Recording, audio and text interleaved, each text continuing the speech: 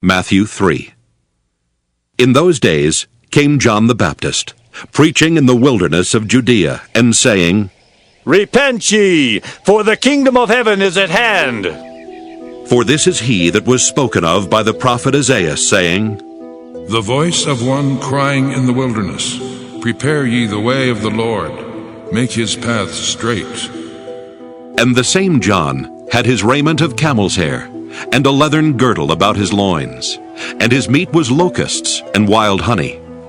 Then went out to him Jerusalem and all Judea and all the region round about Jordan, and were baptized of him in Jordan, confessing their sins.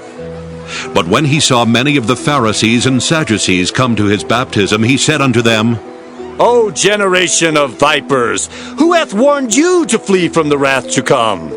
Bring forth therefore fruits meet for repentance, and think not to say within yourselves, We have Abraham to our father. For I say unto you that God is able of these stones to raise up children unto Abraham. And now also the axe is laid unto the root of the trees. Therefore every tree which bringeth not forth good fruit is hewn down and cast into the fire. I indeed baptize you with water unto repentance, but he that cometh after me is mightier than I, whose shoes I am not worthy to bear.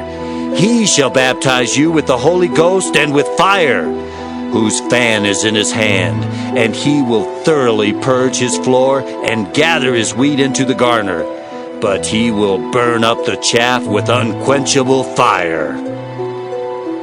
Then cometh Jesus from Galilee to Jordan unto John to be baptized of him.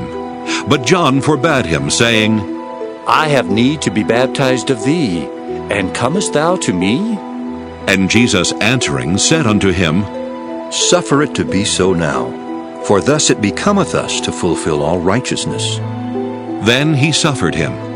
And Jesus, when he was baptized, went up straightway out of the water. And lo, the heavens were opened unto him, and he saw the Spirit of God descending like a dove and lighting upon him. And lo, a voice from heaven saying, This is my beloved Son, in whom I am well pleased.